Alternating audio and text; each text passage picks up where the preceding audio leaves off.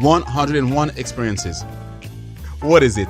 An organization dedicated to creating tourism experiences and promoting Northern Ontario. How or what? By creating inspiring interviews. Having worked myself in the tourist industry, I will introduce you what are my favorites. Are you ready now? Here are my inspiring interviews. Perfect.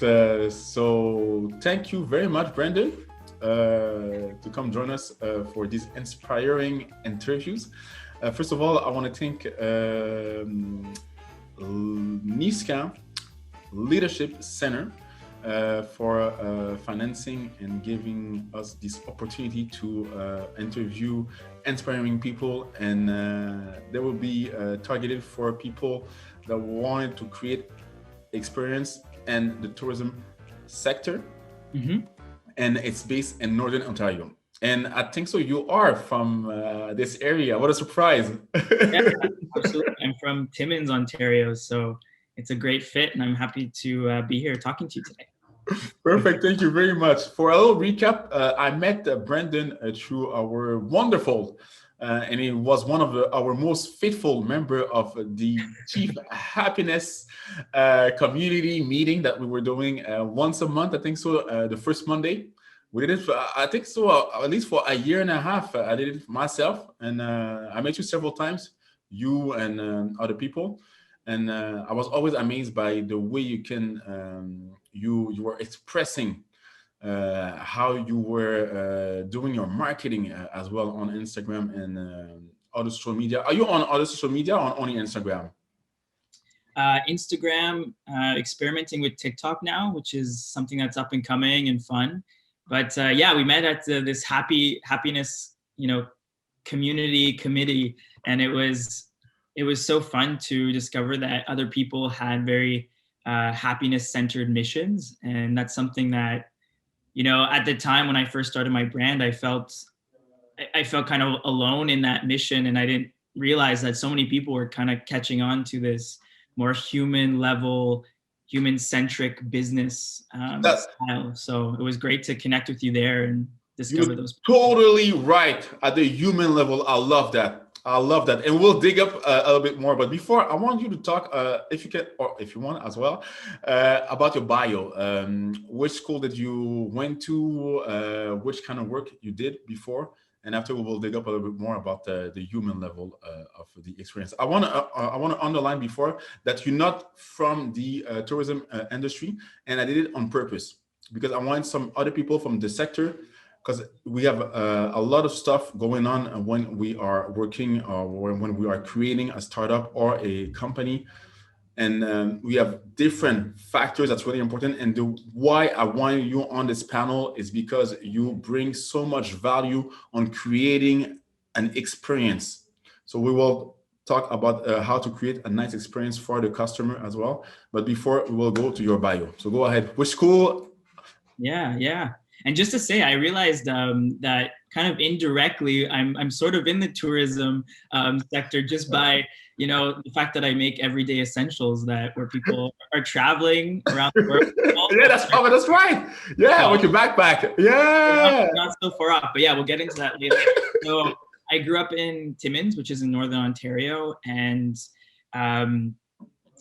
when I graduated, I made my way down to London, Ontario, and I went to the Ivey Business School, got my business degree there, and even did an exchange just before graduating in Milan, Italy. So it was nice to study business and then kind of go to a new city abroad that exposed me to kind of some of my sub-interests, which include fashion, and I got to see kind of the business side of fashion, and that was kind of an entryway for me to an entryway that led me to where I am today, where I have my own fashion brand, and combining some of the lifestyle elements that I really believe in and that I'm passionate about.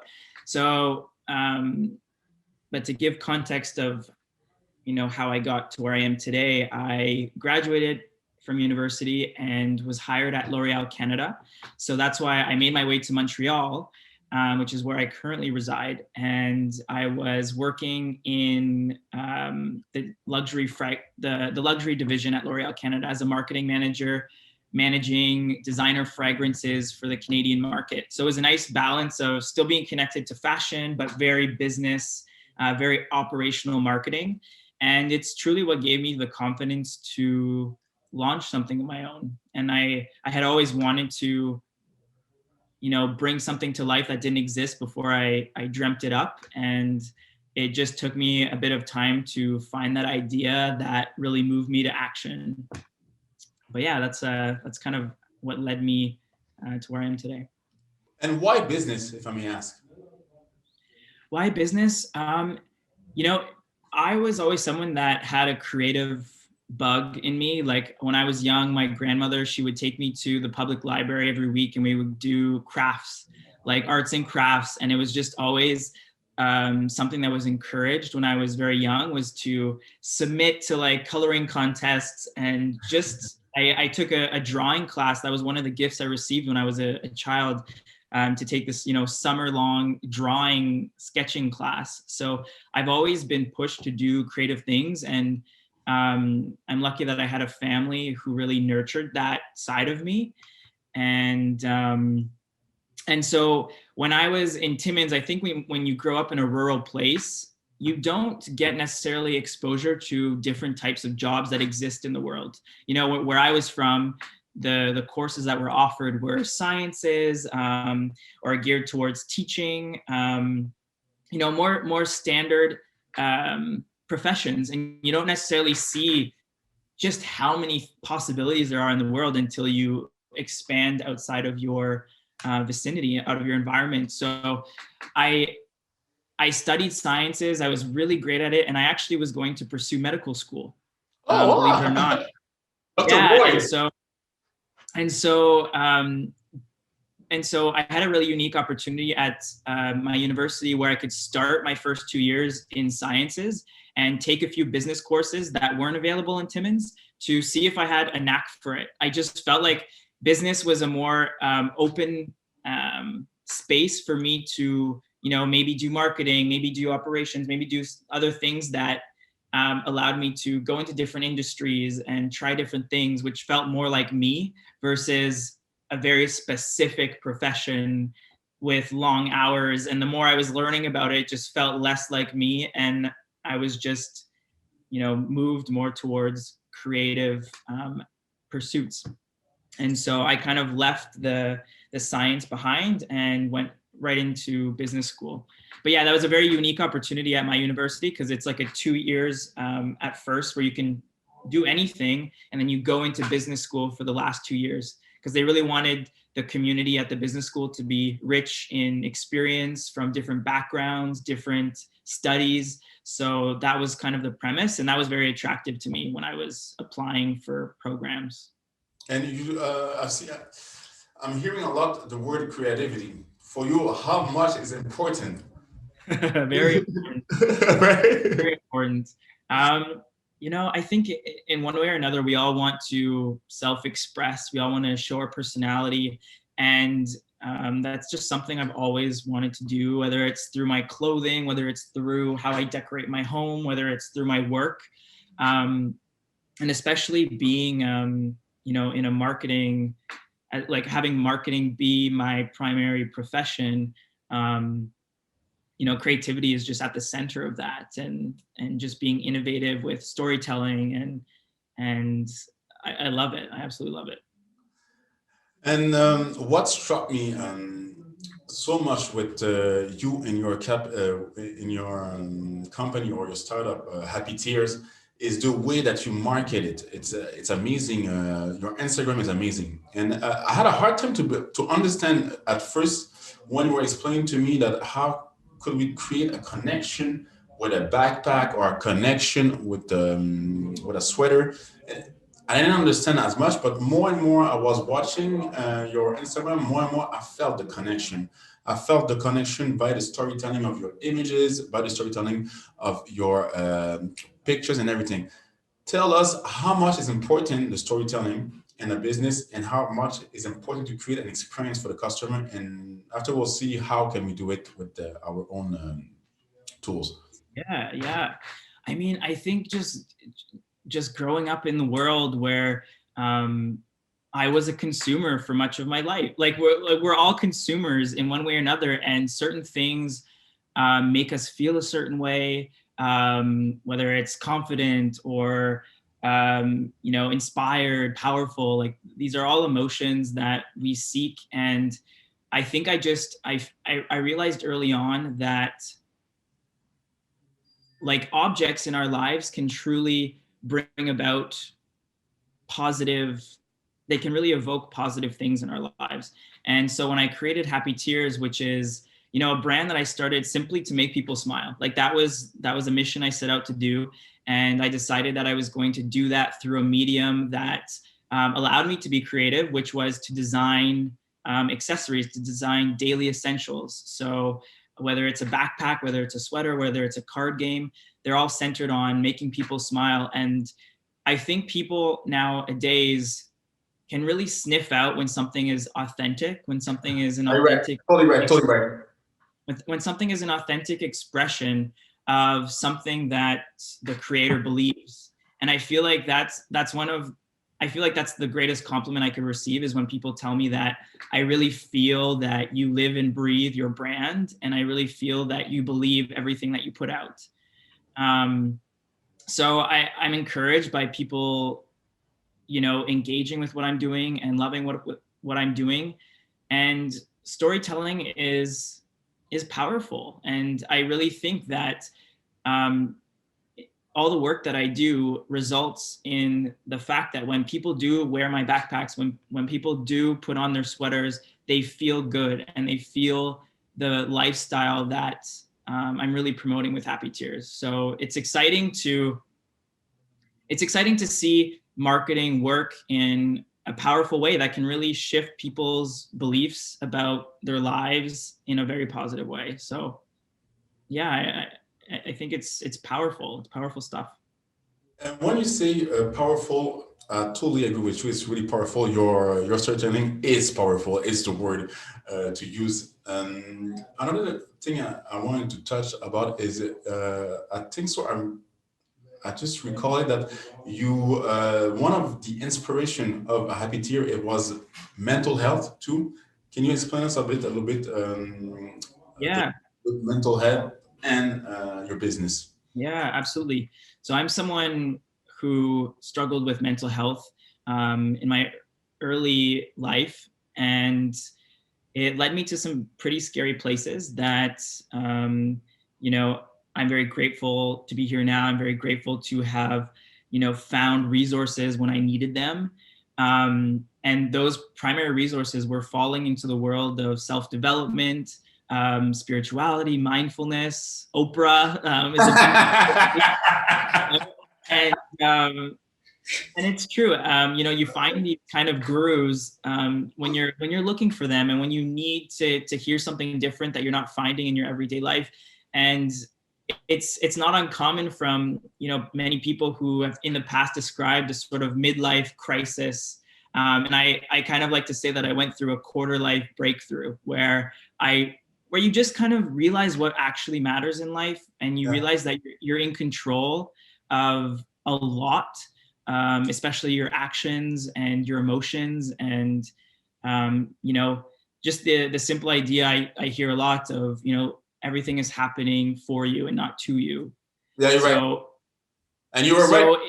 Even when we start, sorry to cutting you off, but before we start, we did a pre-interview, and you told me everything was meant to be when you heard that was targeted for Northern Ontario. So you're right. Yes, everything has a reason. Everything's meant to be. Here today, speaking to my Northern Ontario people. I love you. I love you too, guys. Yeah, but yeah, just to finish that thought, like the mental health thing. So I fell into this world of self-development, spirituality, mindfulness, and like anyone who discovers a passion, you just feel this need to say it out loud to the world, and you want to share it.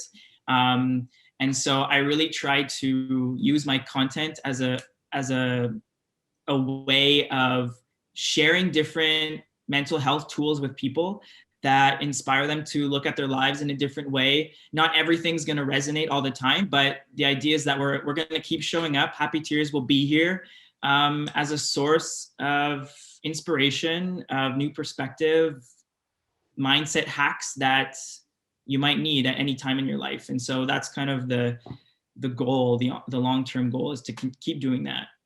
Do you think so there's a place for anyone that dealt with mental health issues, even in the workforce or in the workplace?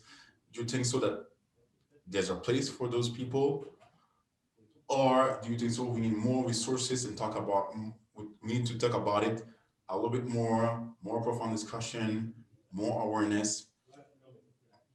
What?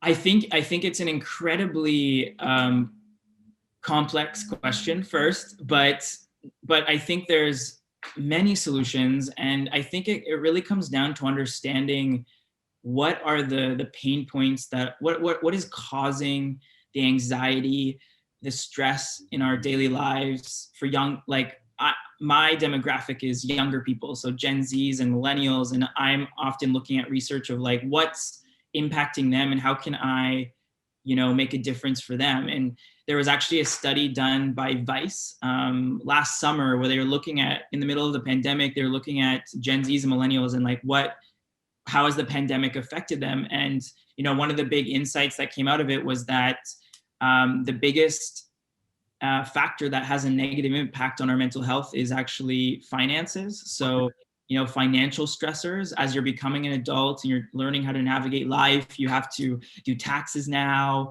find a job.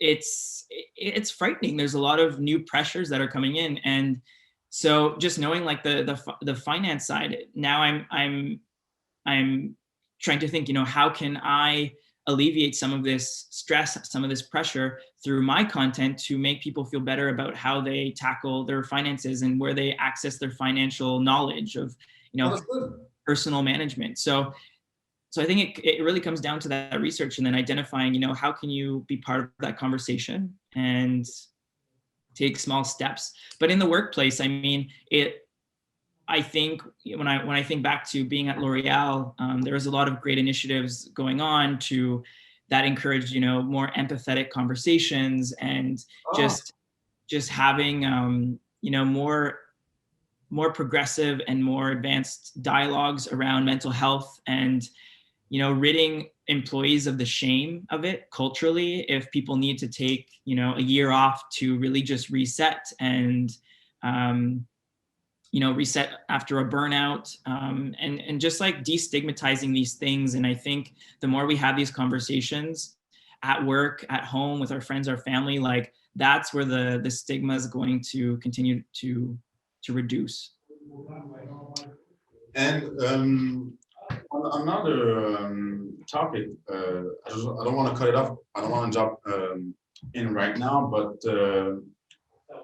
no, we'll stay on this topic because I like this topic, and I'm grateful to have you there and be open and be vulnerable to talk about these subjects. They are really important, and I love the way you said empathy. For sure, to be empathic to other situations that people are living in and emotional.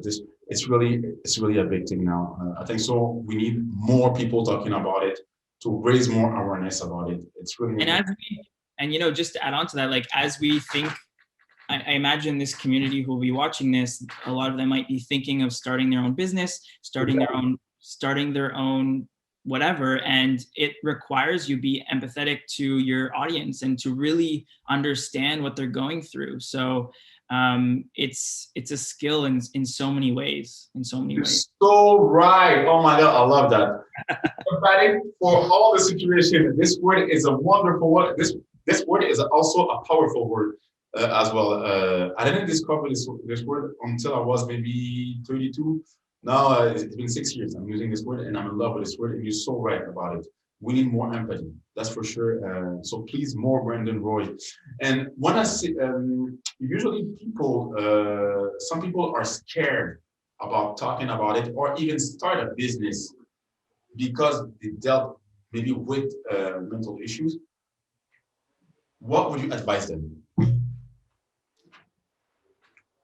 So if people are scared of starting a business around mental health? Yes, not around mental health, but maybe they dealt with mental health issues and they want to still start a business. I think there's a place for people who have dealt with mental issues.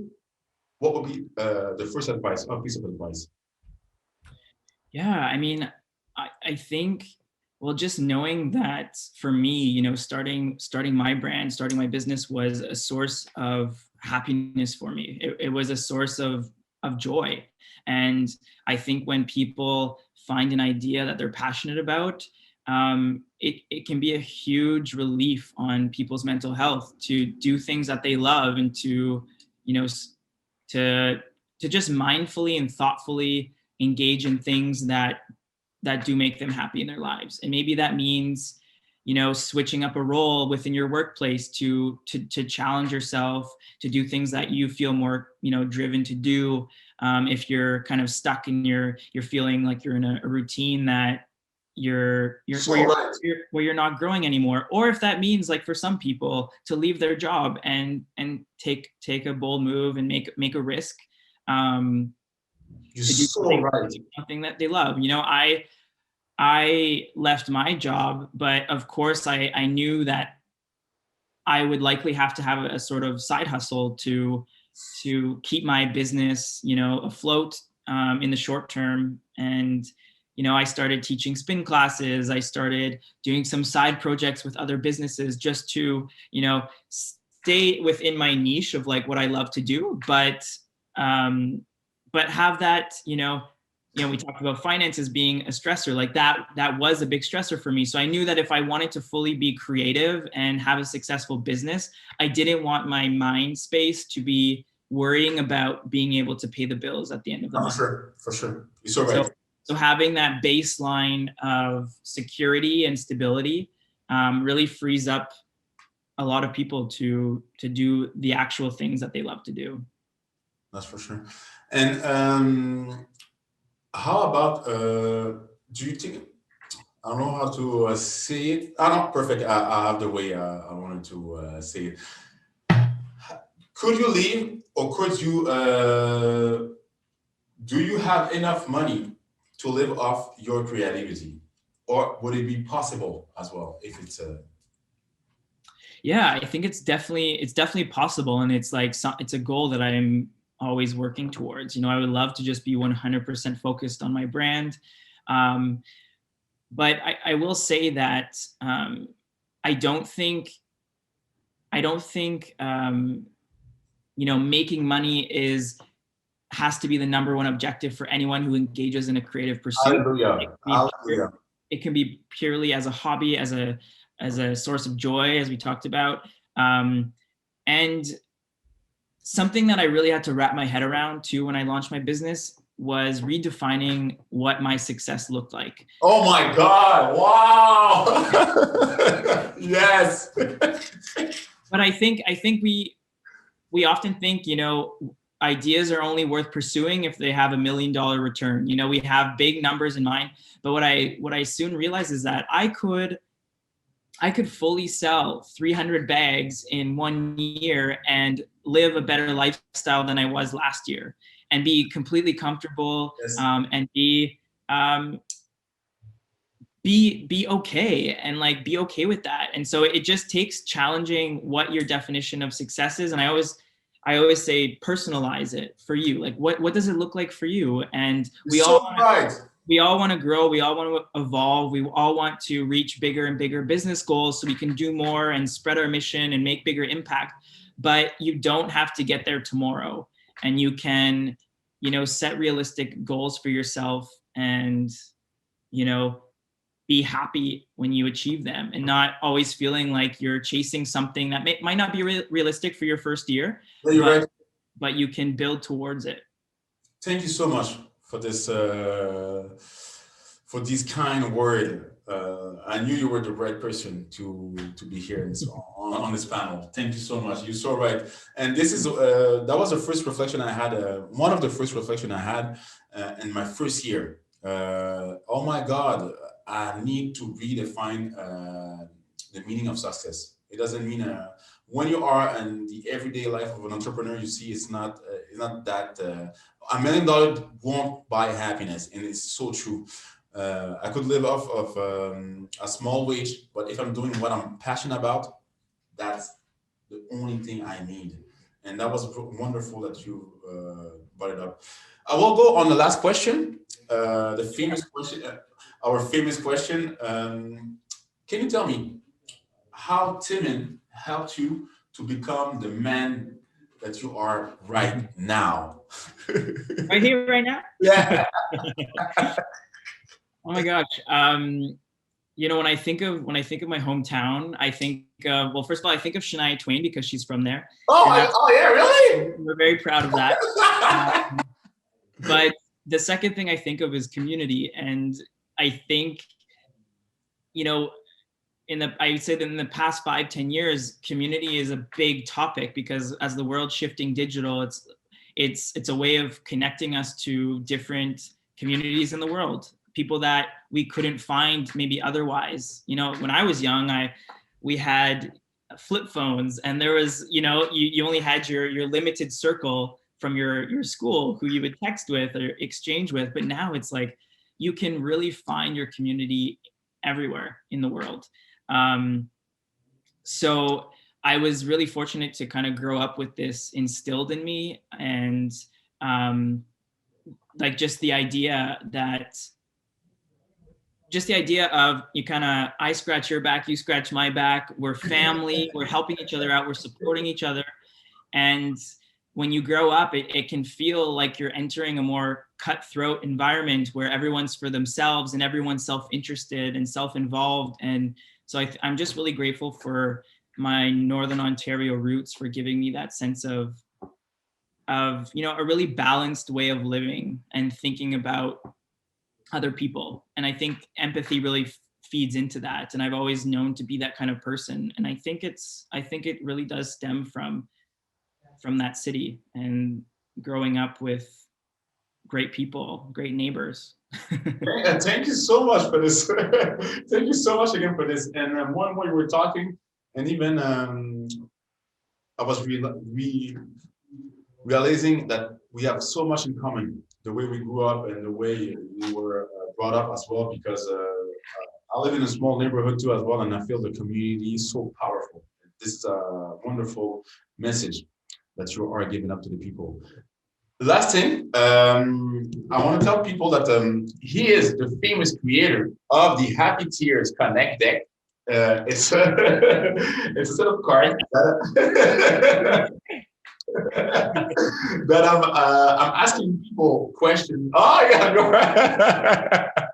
But I will choose a card. So this is the Connect deck I always present. I will ask you 3 questions: one from the teal, one from the yellow, and one from the red.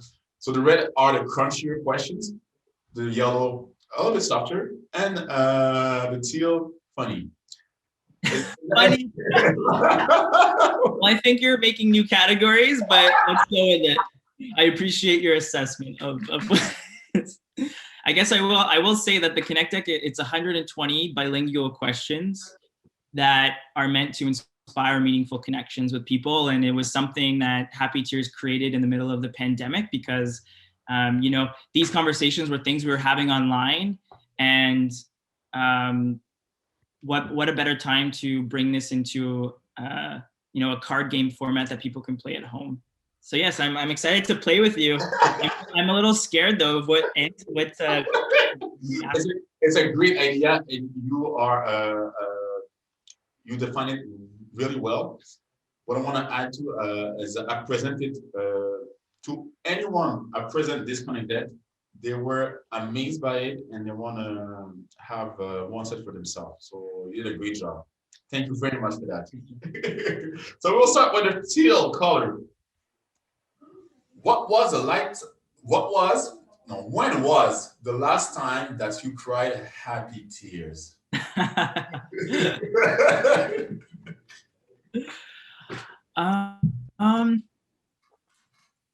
Obviously, this is a very cheesy question. I mean, when you cry happy tears, it's like it's moments when you're just like you lose control of joy or positive feelings that you're experiencing. But I will say that it was probably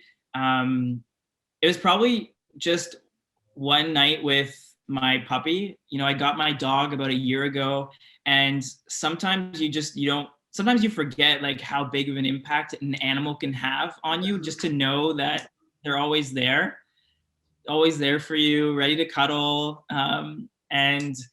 And so, yeah, I just remember just feeling emotional, just like looking over at my dog Penelope and just feeling like grateful for being able to have a furry friend who has my back all the time. And so, yeah, just crying out of gratitude. And then I like a more fun answer is like I'm a sucker for crying at like movies. Like it could be someone just like getting their dream job and I'm like so happy for them and I start crying. Oh, this is so beautiful. It is so beautiful. We won't cut it in the editing, that's for sure. We won't cut this one. If I look at your credit card statement, what would it tell me about you? I like that. If you looked at my credit card statement, it would tell you that I'm definitely a Montrealer because my like half of my daily expenses are caffeine. I love making like a morning walk with my dog to the local cafe, getting a chocolatine, a little oat milk latte, and then I usually go in the afternoon as well. So it's like my outing of the day, especially in the pandemic. Like it's nice to just get out of the house and grab a coffee, which is always good at the local coffee shops in Montreal. So thank you. And me too. I love that. Now I need to get myself a dog too. Last question. The red card. I'm too hard on myself about. I'm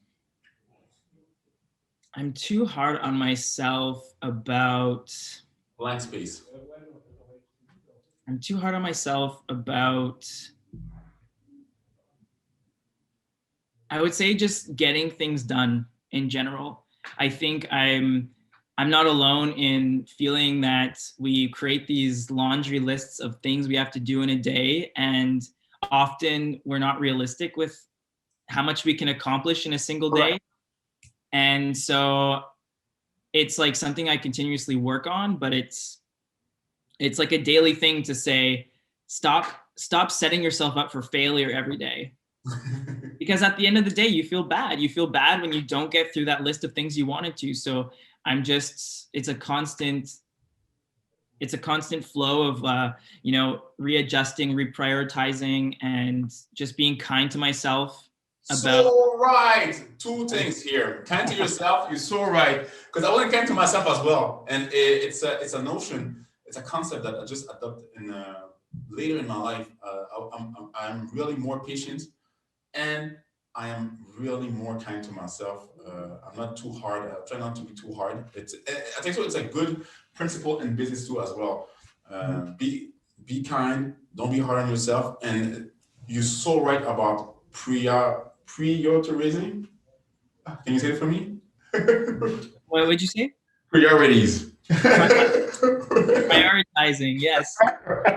Thank you very much. But exactly, this is a concept as well. People have a hard time to get their head around it. It's hard. It's a hard concept to understand it. And when you're not in the flow, what's the priority today and tomorrow? But you'll get it for sure. And it's really important to talk about it. For myself, I talk a lot about it, and people give me tips, advice, and after 3 years, finally I can have my priority right. So thank you very much, Brandon. Do you want to have the last word before we close it up? I just want to say thanks for having me. I like, for everyone who's listening, whatever it is you're pursuing, go for it. Like we only have one life to live, and just move with your intuition. I think that's my biggest takeaway from my life after 27 years is your intuition. If you truly, listen to it, it will guide you to where you need to go. It'll guide you to the places that your life intended you to go. So just listen to what you need, listen to what you want, where you want to go, what you want to do, and, rid yourself of the fear of what's going to happen, what the outcome is going to be. Just enjoy the process of whatever that is for you. Thank you so much. I'm so grateful. So I want to say thanks again to the Niska Sen leadership. Thank you very much for having us, and having Brandon back to his roots as well. I hope it will help to inspire people and tell them how to create a good storytelling for anything, and as well to be kind to yourself. This is the word. Nice interview. Thank you very much, Brandon. See you soon. And if anyone wants to reach out and ask some questions about, if anyone has any follow-up questions, I'm totally open. So we will share your info. Okay. Your email. Thank you very much, Brandon. All right. Bye. Bye.